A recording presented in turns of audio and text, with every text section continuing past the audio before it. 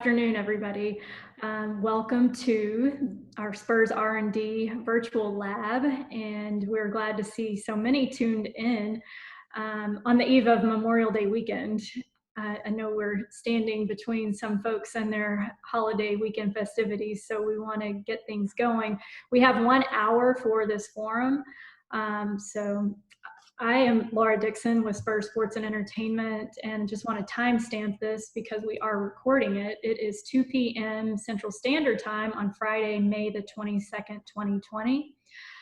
In our unscripted forum today, our Spurs analytics leaders are having conversation with a couple of leaders from the University of Texas, one who has finished and one who is continuing to work with the university. But this is all made possible because of our partners and our friends throughout the Spurs global ecosystem who, are invested in our work and continue to support us even during disruptions like a coronavirus pandemic. If you are part of the media, we want to welcome you to our forum, but we also want to remind you that this is to be considered strictly off the record. We want this conversation to be as frank and open as possible. Now I'd like to introduce you to my colleagues. Kevin, if you could wave, show everybody who you are. Kevin is going to be moderating the questions from our guests who are tuned in. And we'll get to those as we get past the 2:30 mark.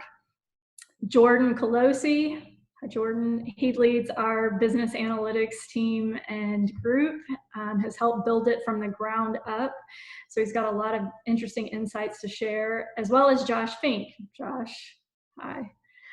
Josh leads our basketball analytics and data science group. Katherine Rowe, with the tower in the background. She has been studying sports data science at UT and just got her MBA from the McCombs School of Business. And Jonah is working towards his master's degree at UT and is interning with a decent sports performance group in men's basketball. I think one of the finest sports performance coaches and all of NCAA leads that team.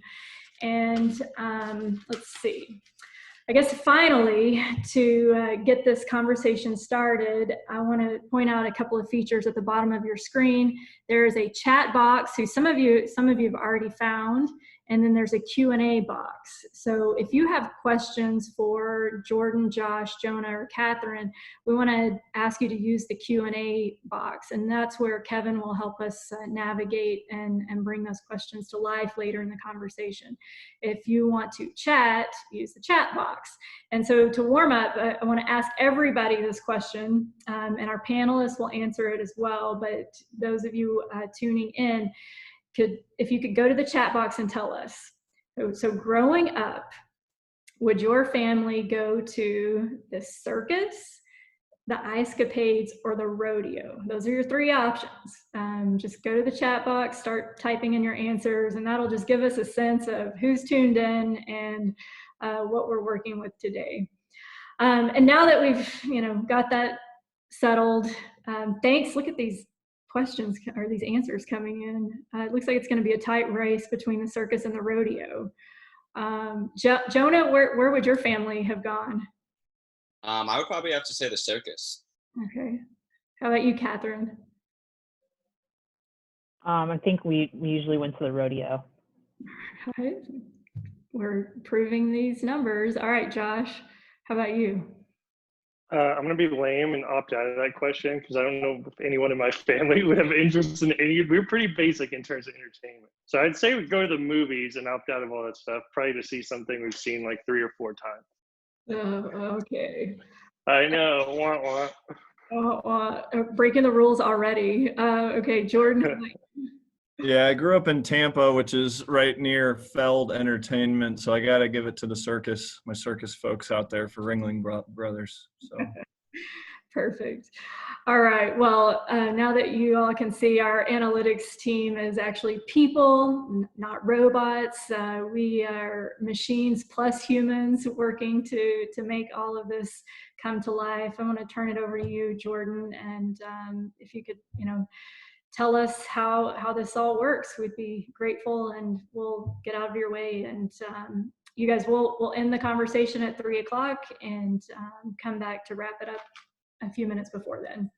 Have fun. Cool. Thanks, Laura. Thanks, Kevin. So yeah, I guess to kick things off, Jordan Kolosey, Senior Director of Corporate Analytics and Insights, was brought in about 3.5 years ago to start what ended up being business analytics for the Spurs. Fortunately, this was my second time starting an analytics department, so everything I screwed up the first time, I got to get another crack at. But really, kind of coming in, knowing that the organization had not only persisted but had excelled at such a high level in the absence of a formalized analytics department, that's obviously very humbling. It's easy to solve problems that are very, very visible, but obviously the Spurs organization had some special sauce and some magic that I was really excited to learn from. So really, I think kind of the three first steps for me were understanding what the internal expectations were. Analytics can mean a lot of different things to different folks based on their experience. So we have, for example, in San Antonio, they had made a major investment in the CRM system, which kind of helps them manage their customer relationships and between sales and service team, and across multiple properties. That's a very important tool. But basically, they hadn't necessarily staffed, and adoption hadn't been that great. So analytics was synonymous with CRM, and there was still some gaps to solve there. So before we got into any data modeling, we wanted to make sure we met that expectation, and more importantly, onto the second step, built trust.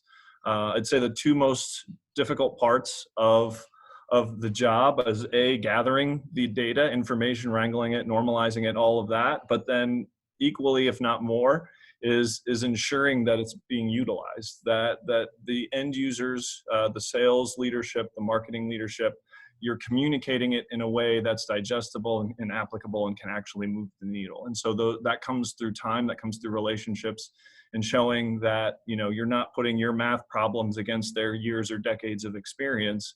It's supposed to be a collaborative and kind of, they're supposed to coexist. I believe there's a saying on the basketball side about where numbers fit into the overall stuff, but I'll let Josh touch on that in a second.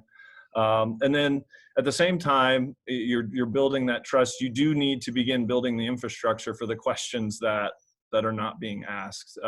We had a CRM system, but there were two separate instances in separate departments. So those two instances were not speaking to each other. So obviously that's a no-no, a red flag, or something that gave me some very clear direction. Standing up some kind of formalized data infrastructure as far as a warehouse, getting that tied into our marketing automation system. So over the past 3.5 years, we've kind of evolved into 4 main disciplines on the business side. There's the traditional, data governance, data engineering, and business intelligence analytics that I think most people are familiar with. The CRM side of things, which I just referenced, as well as we do oversee research and surveying and otherwise. So a little bit more on the qualitative side of data, blending a little bit more of the art with the science. And then on top of that, we have marketing automation that was brought into our group, which is really an important part from an automation standpoint, and beginning to, as we build a data infrastructure, really getting those benefits of scale of those systems talking to each other to allow our group holistically, our organization, to focus more on strategic tasks and less on kind of day-to-day busy work. That's really kind of, I think, the full culmination and the promise of what our discipline can do is it allows people to do what people do and lets machines do what machines are best at. So that's really what our focus is. Josh, I don't know what your experience was kind of starting everything from the ground up, if any of that resonated. Yeah, thanks, Jordan. So Joshua Fink, Director of Data Science on the basketball operations side. I definitely wouldn't say I was part of the team that built sort of our analytics group from the ground up. You know, we had a really good modeler here for a long time before I started in 2016. I was part of the expansion of our analytics team starting around 2016. We had 2 people and we're at 7 now. And it's been really cool to see our leadership kind of open up more and more to the insight produced by basketball analytics and some of our predictive models. And it's been great to see the skill sets expanding that we're adding to our team. Like we have a designer and a data visualization expert. We didn't have that before. We have 2 guys who kind of specialize in back end. Kevin's one of those people who are super important. You know, we didn't have that before. So I think our team will continue to expand and continue to get more specialized, and that's exciting. And like you talked about communicating things to your end users, most important part of the process. And our end users are often coaches, our GM, Brian Wright, our CEO, R.C. Buford. And the kind of decision-making process you referenced before is this idea of like eyes, ears, and numbers. So we have our scouts, we have our intel, we have our analytics. We want to make those 3 sort of pillars work together in a decision-making process. And the better our numbers and analytics branch of that decision-making process gets, I think the better our organization gets as a whole. And I know business side, it's very similar where you have a lot of people with a lot of expertise and you're blending that with numbers. Yeah, absolutely. You know, and I think as far as, you know, how that actually gets applied and what, you know, what the end result begins to look like, I think, Katherine, some of the work that you've been doing in publishing, I think is a great use case of what happens with that infrastructure once it's been applied. So it's been super impressive just to see how you've been able to pull all these data sources. Do you want to give everyone a little bit of a sense for what you've built? Yeah, so I, like Laura said, just graduating this weekend from Texas, and over the last 2 years have kind of found an interest in working with data and answering questions of strategic needs from it. So, you know, business school, a lot of MBA programs focus on that in general, kind of across the different industries. I found that my passion in sports could be paired with, you know, a past technical background, and I was able to start looking through different problems that we're trying to solve, whether it be at our athletics department or, you know, on the broadcast side, working on a project that looks at, you know, the commercial time in sports, how much stopping is going on. Is there opportunities to advertise when there's dead time that's not currently identified? I think in basketball, a really great example of that is during free throw time. It adds up pretty quickly, and there's a lot of time between the ref calling the foul, the player getting to the line, any substitutes that happen and things like that. When it comes to collecting that data, that's a pretty, like Jordan kind of mentioned, it can be a pretty painful process. For broadcast, for instance, you know, we were looking at second by second tracking by hand to then translate that into a database and find insights from it. So usually you're going to start with, what's your hypothesis? We kind of knew that there was a lot of downtime in certain sports. And so we just started looking at the problem and that angle and took that into the project. And as the project evolved, we realized that we found insights in other sports as well. So I think that kind of gives an example of how you can come up with these questions that, you know, they're probably being asked somewhere in news articles or things like that, or being talked about, but you can also kind of do stuff by hand that might be painful, but at the end of the day, it's going to come up with some really great insights.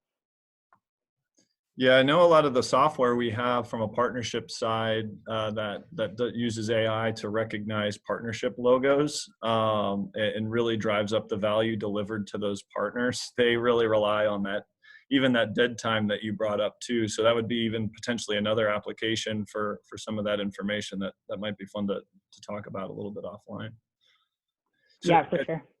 Specifically on the attendance study that you did, can you walk through that and maybe some of the things that jumped out at you as to what were some of the leading indicators for what we're projecting attendance? Because that's something that we often wrestle with internally, and one of the expectations we have to deliver.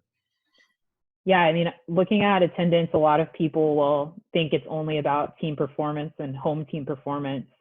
And I used a couple different research studies that I found online. People had done it for college football and baseball specifically. When I was looking at Texas basketball, I wanted to see, what are the key factors that are involving people coming? Is it traffic in Austin, which before people were working remotely, traffic in Austin was really, really terrible at rush hour, and it was tough to get across the city and get an Uber to go to a game in general.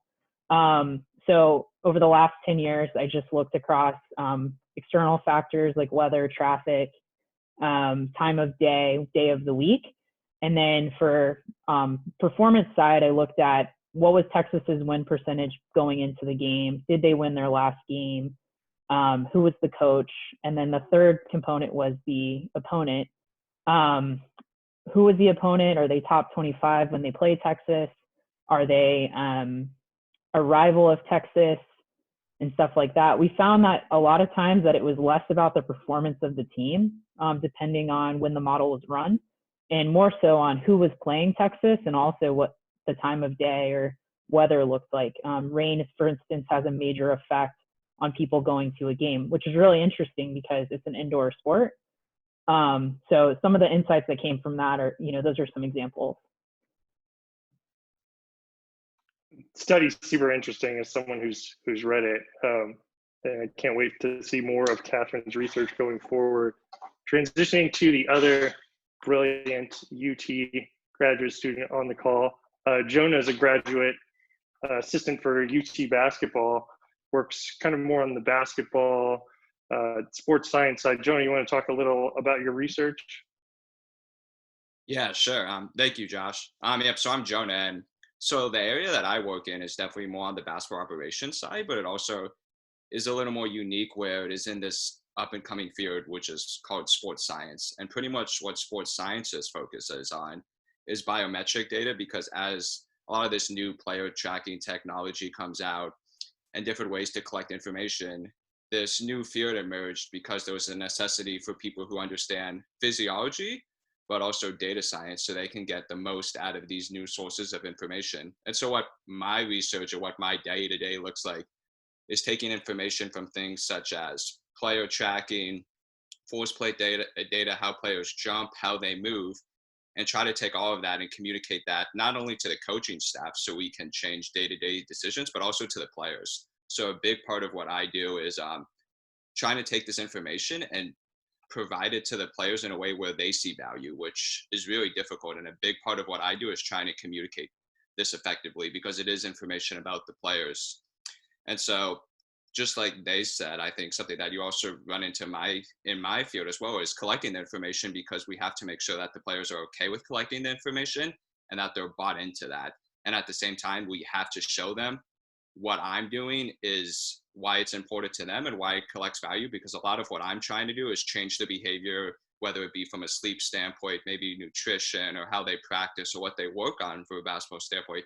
So since the information is trying to change their behavior, you have to make sure that they're brought in, that they buy into that as well too. And that's extremely difficult and a similar challenge. Jonah, what do you do when a player opts out and or just isn't? Do you just keep pestering them until you finally get them to sign on the dotted line or agree, or how does that conversation go? Yeah, so that's a great question. And actually in college, it's a little different, because in the NBA, there is a rule in the NBA Players Association where they don't have to wear the sensors every day or take part of their data collection.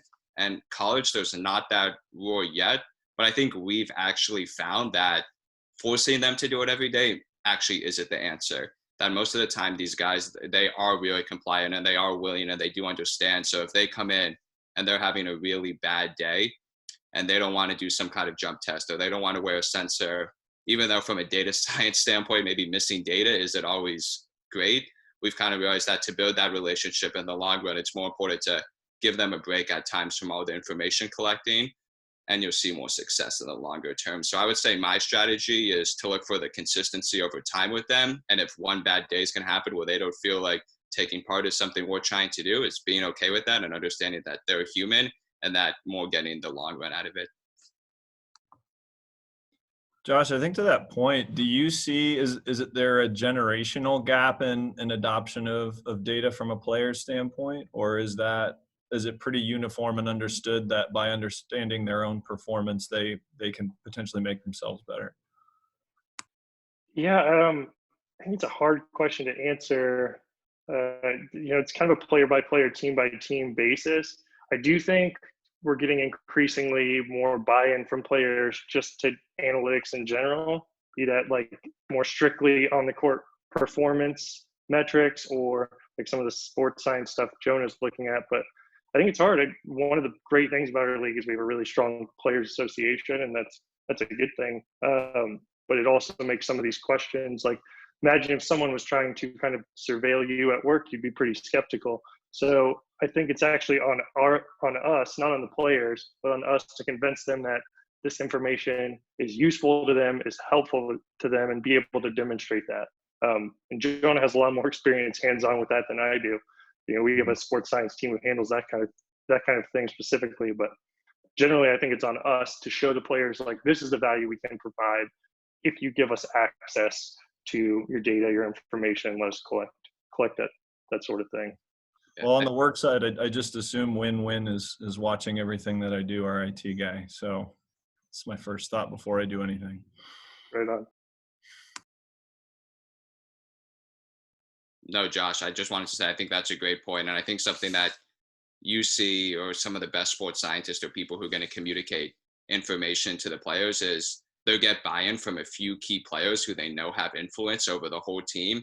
And once certain players see, and the technique I've tried, that maybe some of the so-called leaders on the team or the more successful players are buying into the data, then they'll say, oh, this player who's had a lot of success understands the value in some of the information they're collecting. That means I want to be a part of that too.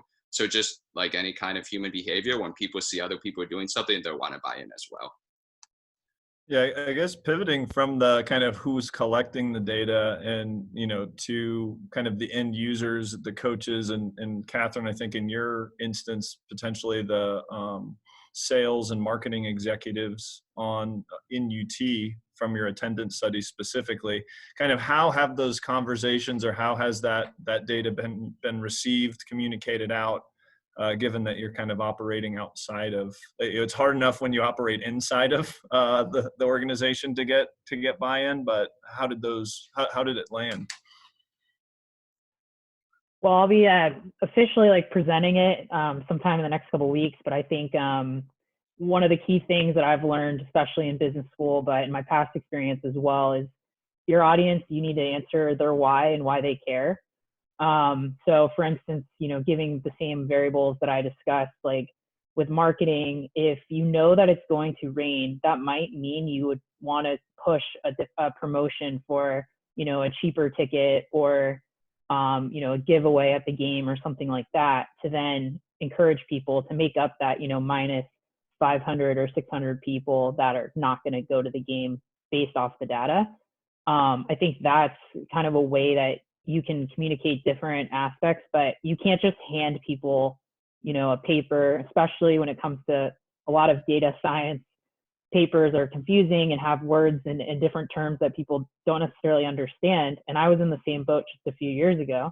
But at the same time, I think the main thing is how you communicate it through visualizations, or 4 different kind of ways people interpret information through voice, hearing, presentations, and how you lay information in visualizations, I think is really important.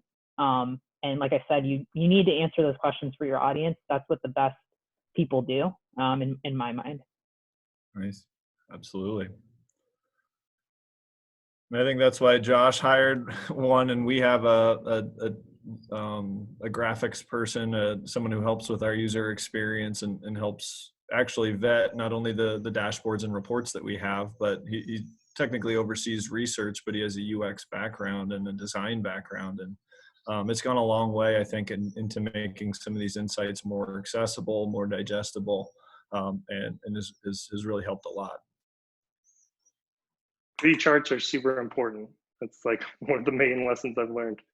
You're only as good as the end product you produce, and a lot of times that's a visualization or some kind of highlighted table or summary of information. And that's not good and on point and digestible. You could build the best model ever, and it's going to have no influence on anything you care about. So I think that's right on from both. Yeah.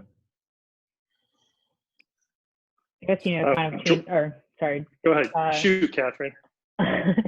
When it comes to kind of, I guess, how you all are thinking about changes with, the fan experience or the players with the delay in the season or, suspension of the season at the time, are there any things that you are looking at as far as processes that might change, or, how are you communicating to your team during this time? Just as a follow-up.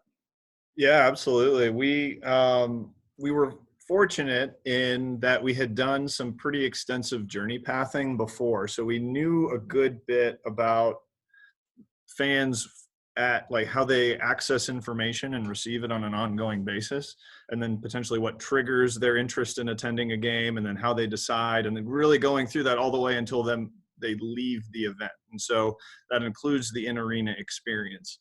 And so we recently did some research kind of mirroring the in-arena experience, but asking specifically which of these parts of the experience are the most concerning to you. So we had a before and after to kind of gauge how important those moments were to certain personas within our fan base, and now subsequently how they're going to react. And there were some really interesting learnings.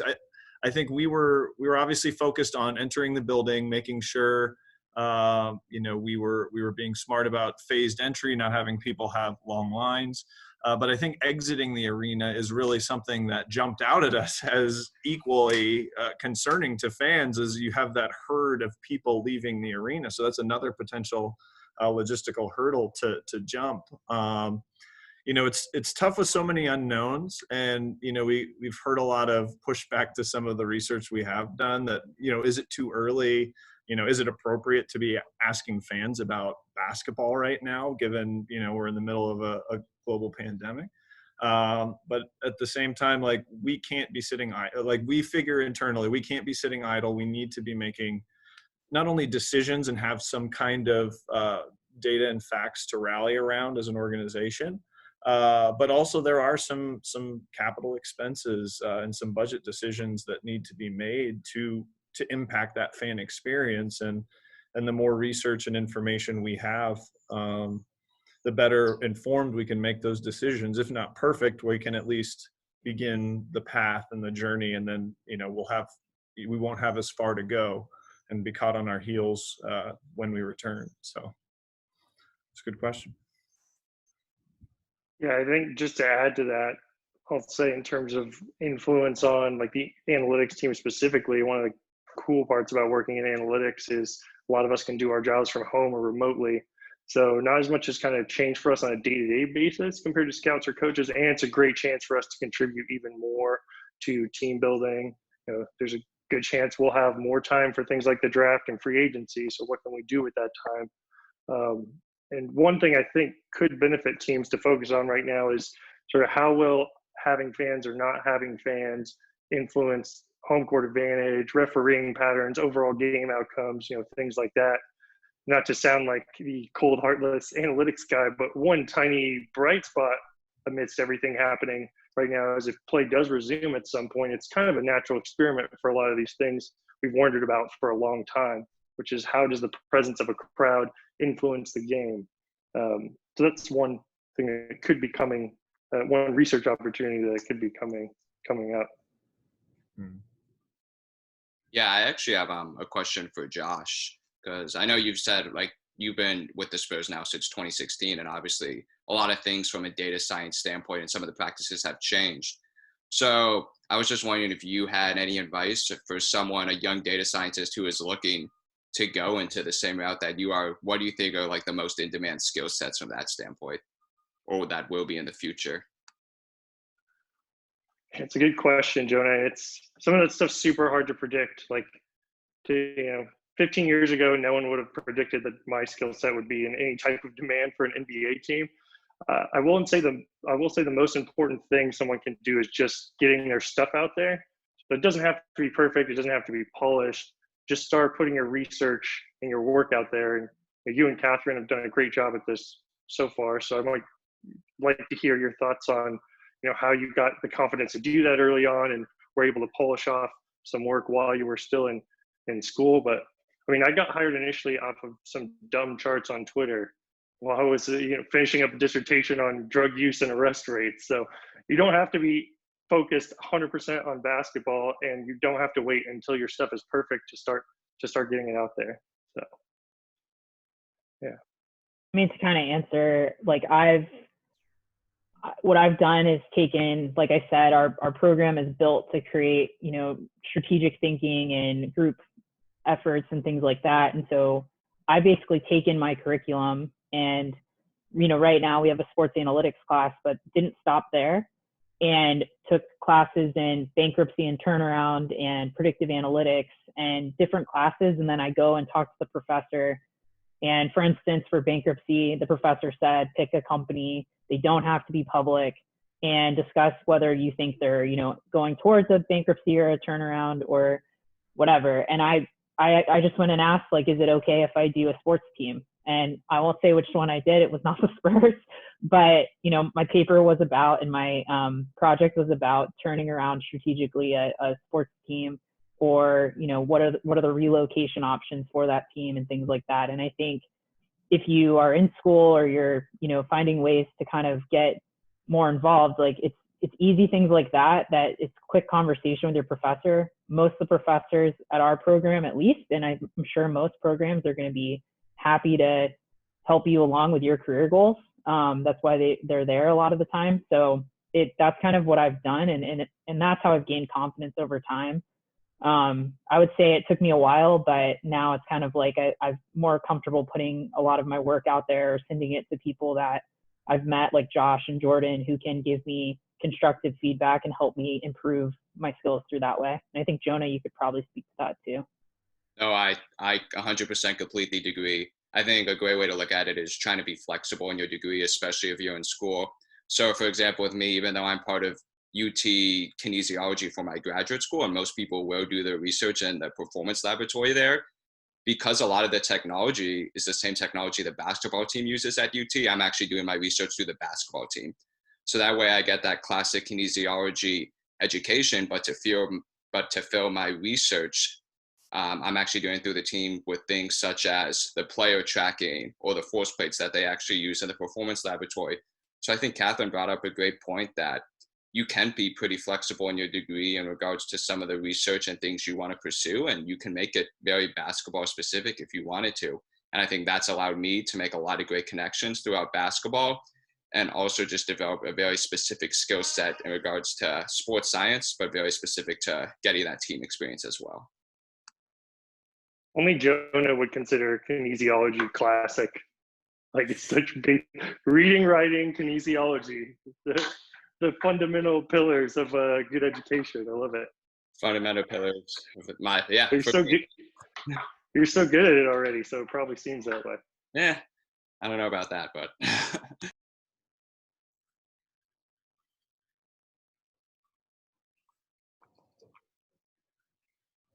Cool. Jordan, do you want to talk a little about what you see as the differences between, like, how the basketball side analytics staff operates and how your staff operates? Yeah, I mean, obviously, anytime you have a PhD in applied maths, you're going at some pretty serious problems and trying to solve it. And obviously, in that, on the basketball side is doing some really impressive, deep dives into trying to understand and quantify things that aren't necessarily surface level or visible. And that obviously is very proprietary. You guys are trying to get some kind of competitive advantage against other teams. On the team side, and this is purely my perspective, so please weigh in where I'm potentially off. The NBA is the company, and we are a franchise of the NBA, and there are revenue sharing opportunities. So we tend to be actually very collaborative, and it allows us and affords us the ability to scale quickly, get the benefits of best practices, and then end up not having to spend as much to build out the infrastructure that we need, and feel like we need to build everything from the ground up. We can borrow what we, what we need, some of those foundational pillars, and then having a layer of customizability on top of that to meet any specific business need. So kind of more of a hybrid approach of knowing when to borrow and then what to kind of iterate on and customize. That's really our biggest challenges internally. A lot of the things we're trying to model don't necessarily change. The biggest things are season ticket member renewal percentage. That's probably the biggest. Obviously the revenue forecasting stuff, attendance, lead scoring, helping our sales team find better and higher quality leads, and then anything that can help automate any of those processes that free up time. So we've, in collaboration with our ticketing sales team, introduced an AI sales rep that actually does some of the outreach for us, and allows our more seasoned reps to spend less time kind of calling through all of the past buyers' lists, i.e. phone book, and they can spend more time dealing with people who have actually expressed interest. That increases their commission take, increases their longevity, and the longer a rep is with us, the more successful they are. So just a really small example of a way that we can kind of apply what we're good at, quickly, easily scale it, borrow it, but then also iterate, and find success there. So was that an accurate depiction of kind of what the basketball team is doing? My little synopsis at the beginning? Yeah, it's pretty close for sure. I think one of the biggest differences between our two analytics departments is just that the business side questions are just way, way, way more important in the grand scheme. It's not super close. I mean, we're in the entertainment industry, so we could put the best team in the world on the court.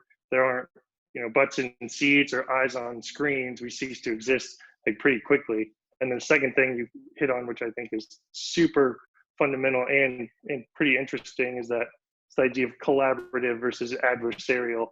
You guys get to collaborate with teams, so you can work with the Bucks business side analytics staff on how you guys can sell tickets the best.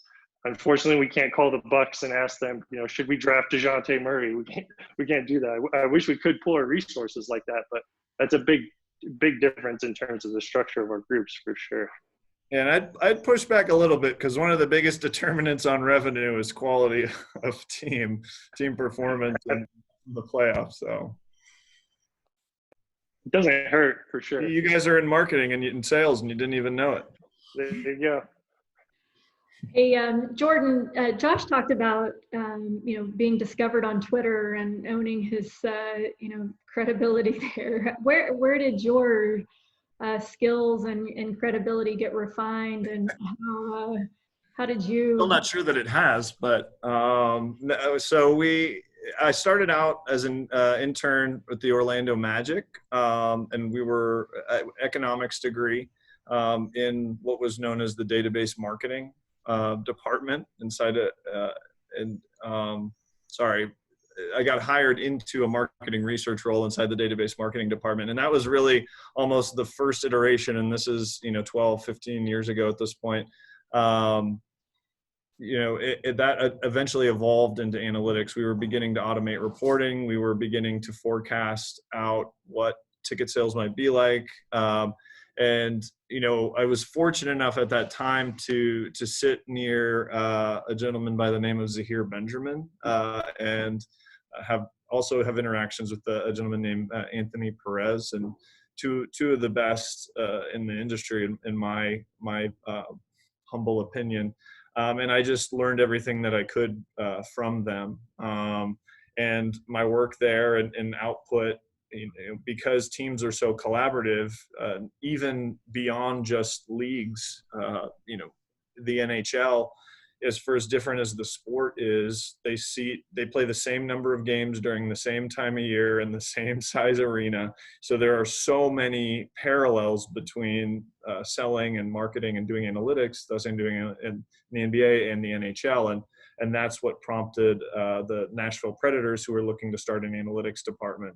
And I had been fortunate enough to borrow enough knowledge from Zahir, Anthony, Jay Riola, a bunch of other folks at the Orlando Magic, and apply that with the Nashville Predators. And again, learned a ton from that group as well. So definitely very, and I'd say probably to the Josh's previous question, the business analytics functions a lot like an internal consultant in that we're trying to facilitate communications between some of the departments that may not necessarily know how to share, or may just have a meeting or two a week to try and express everything that they're trying to accomplish and not necessarily get into some of the nuances. We're able to kind of get under the hood for everybody and see where those parallels exist, and then build a model that is self-complementing and allows you to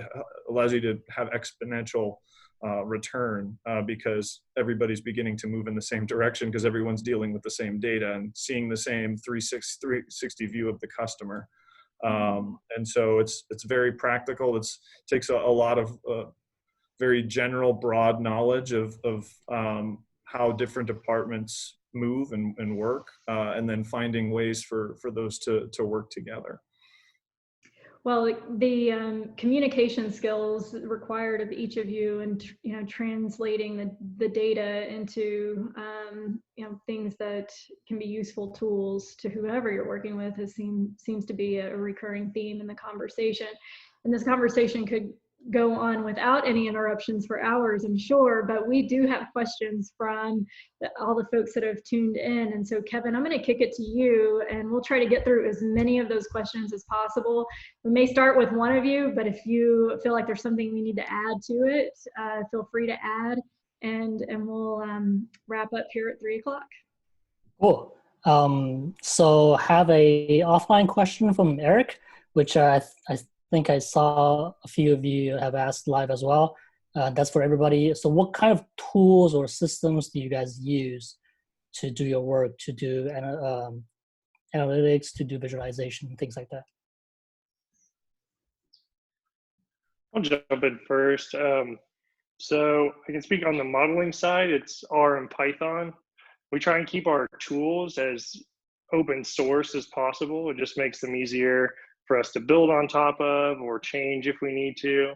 I know our visualization guy uses a lot of D3. Kevin, you can speak more to the back-end stuff than I can. So Microsoft SQL Server is what we keep our database on. Kevin knows Java. Kevin knows like a ton of languages. So it always helps to know more stuff, but I'd say the more open source you can keep it, the better.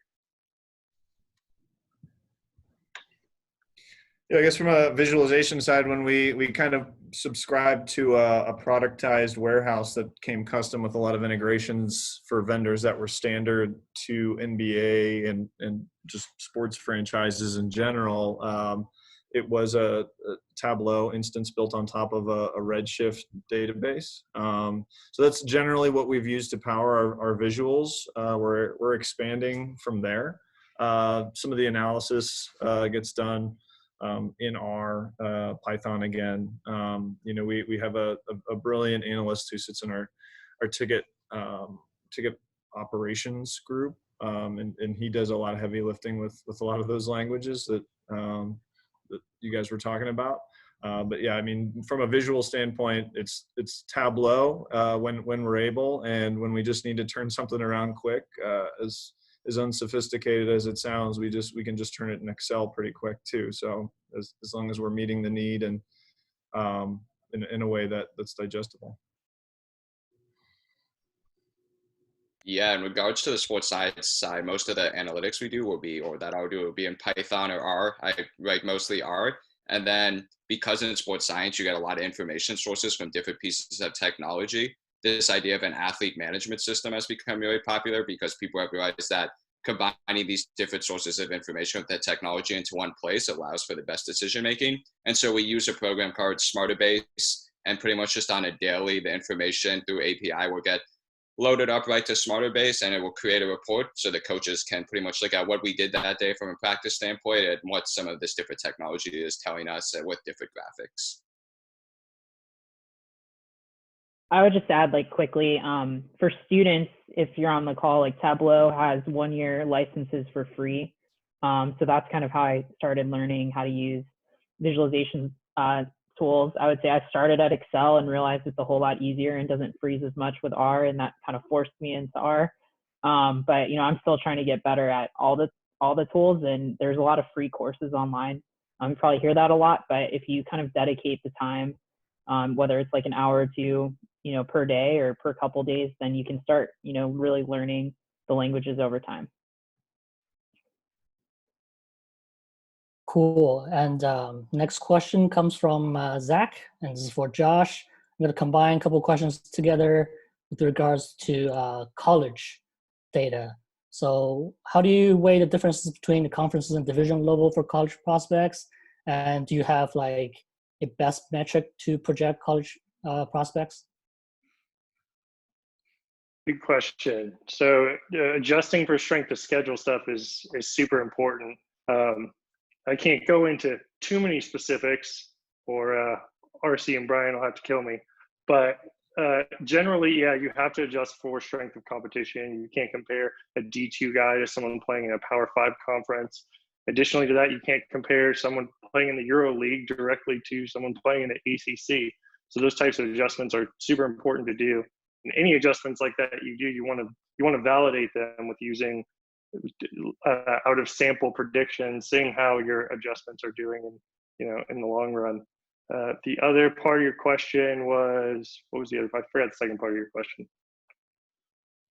The best, like the one, if there's one metric to project. Yeah, I wish there was, but I either would have a super easy job or wouldn't have a job probably. I would say the more data we get, and the longer we're collecting things like tracking data in college, the more specific we can get to certain types of metrics are good predictors for certain types of players, right? So something that's predictive of success for a big like Karl Anthony Towns is not going to be the same thing that's predictive of success for a guard like John Morant. And even within positions, there are different types of players. So there's no kind of single solution to everything. It's context is important. Cool. Next question is also from Zach, and this is for, I think, Jordan and Katherine as well, is regarding to attendances. So what do you think is there a best metric for predicting season ticket holder to return for the season? And what kind of tools do you use for fan engagements at the games? Katherine, did you want to hit that first? Yeah, I mean, I started, I think, just from the student perspective, interning with our ticket sales, which gave me a ton of insight into ways that people sell. I would say it really depends on, I know it's probably the worst answer, but really depends on each team, because each team is going to have a different methodology in terms of how they're pitching season tickets or mini plans. So some teams have subscription passes or full season full season ticket holders. And also you add in the mini plans and things like that. So you really have to think about it at a team level. I know at Texas, we're still working on how does that look with the new arena coming in 2021, 2022, and different kind of concepts for that. So that's kind of part of my research as well, is what's going to help with the reduction from the Irwin Center, which is 18,000 people, to 10,000 people. So, you know, different insights into that are really helpful. Yeah, and for us, for predicting renewal, it's always going to be if they've renewed in the past, i.e. tenure, or how many times they've renewed in the past. So the more tenured a season ticket member is, generally the more likely they are to renew. Probably not anything earth-shattering. Ticket utilization, participation, and utilization of benefits are always a big indicator for us. And I think an interesting one that we found when I was in Nashville was actually ticket utilization specifically in the month of November, which is, that was, I think, one of the most interesting because we broke attendance down a couple different ways and ticket utilization a different couple ways. But specifically, that was the second month of the season. It was the apex of football. And what we figured out was if they're dialed in at that point, they're more likely going to renew. That hasn't necessarily been as clear in the Spurs case because San Antonio is a Spurs town. Nashville is SEC country, so that was tough. As far as attendance goes, again, the big ones are always going to be there. Is there a superstar on the other team? If LeBron James is coming to town, attendance is going to be high. Holidays are always big, and day of the week are big. So spring break, it doesn't matter who we're playing during that break between Christmas and New Year's. Any of those games, we're gonna always see a pretty good show as well. So and that's the tough thing about what we do is we're going up against people who've been selling in this market, or we're collaborating with people who've been selling in this market for 10, 15 years. So if we come with some output that's wrong, they're going to spot it immediately and it goes in the garbage can no matter how much time we spend on it. So making sure they're a part of that and pulling from that knowledge set to complement it, and maybe find those 1 or 2, 3 games that they're discounting too much, or maybe they're hanging their hat on a little more than they should. That's really where we begin to add a lot more value.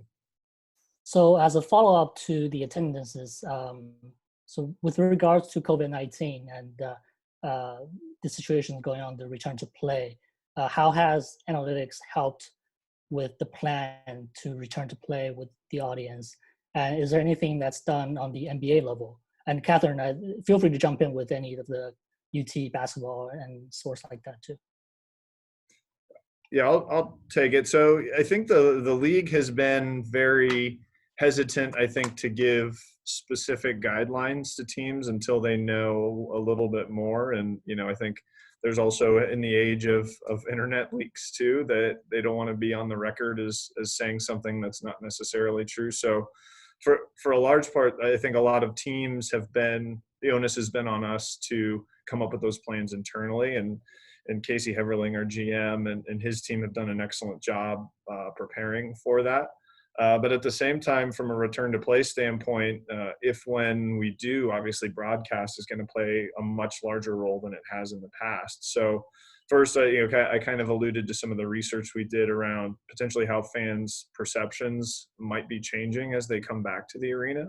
Having that baseline is always valuable, but also examining how fans have ingested our broadcast in the past, and kind of what they're saying is, and again, this is more of a sentiment, I think, than an actual application, but fans have indicated they're going to decrease about 17.5% attendance generally from the feedback that we've gotten.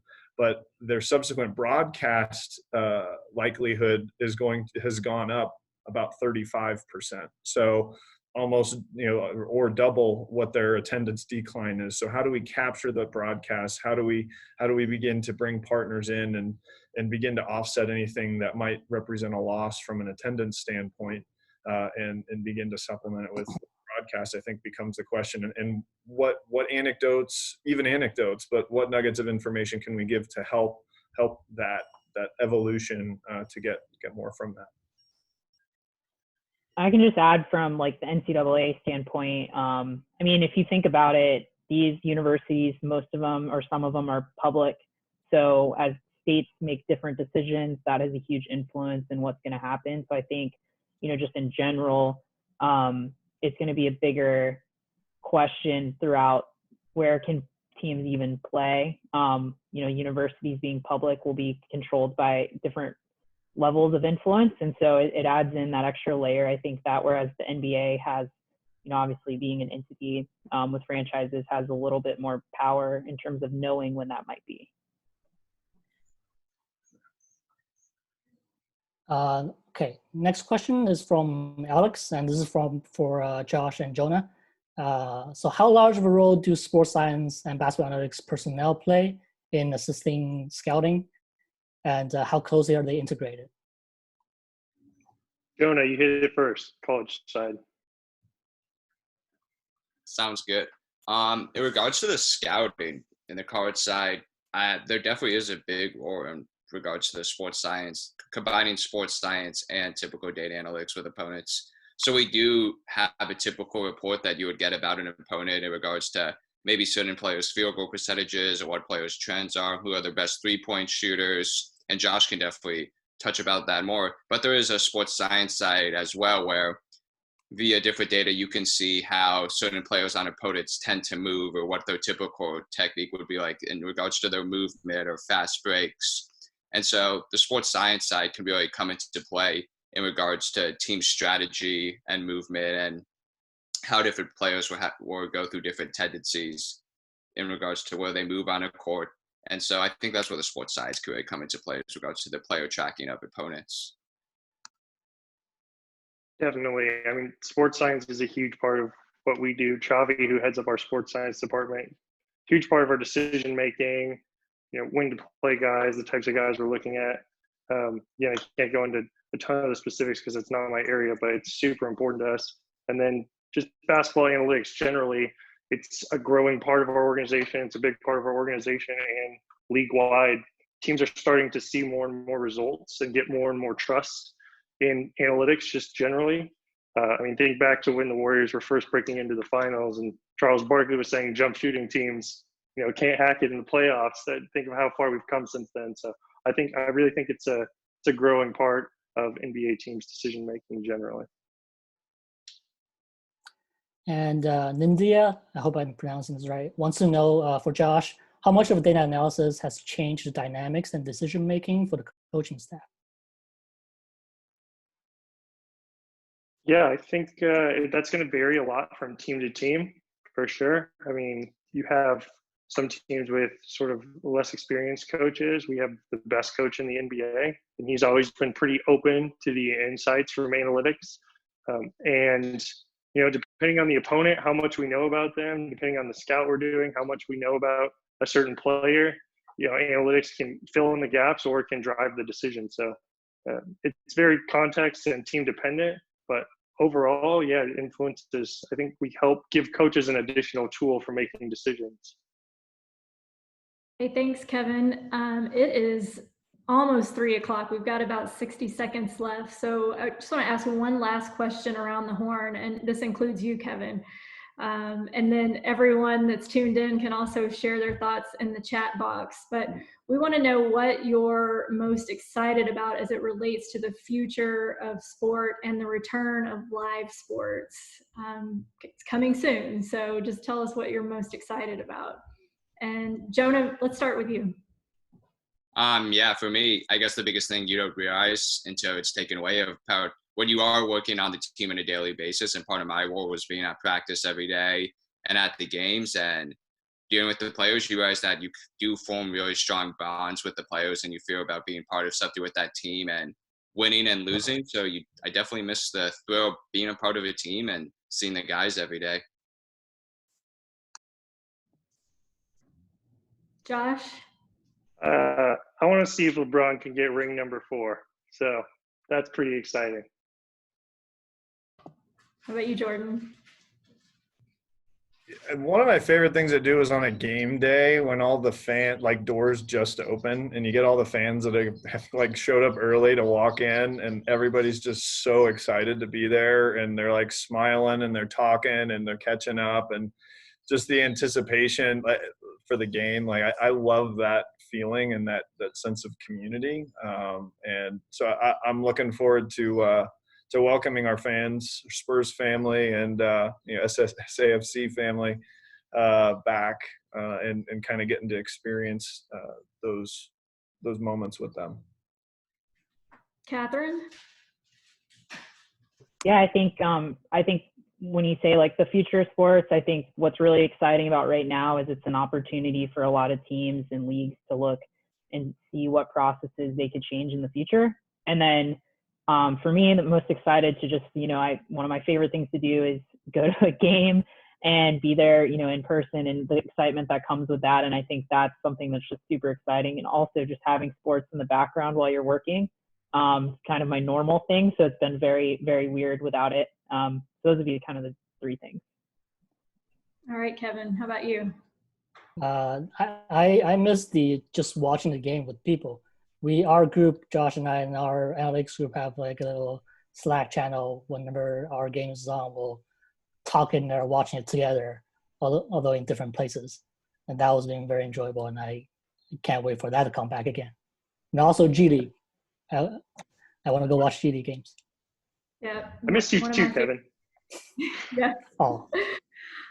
Miss seeing you guys at the HEB Center, and G League is one of my favorite products. But some of the comments from the chat room are excited for live scouting to come back. Film can only go so far. Looking forward to being with Spurs family, even if it's only watching on TV. And last but not least, watching Timmy becoming the coach. We want to thank you all for tuning in, and we hope that you have a memorable and safe Memorial Day weekend. That was for you, Jordan. And everybody, remember to wash your hands. Take care.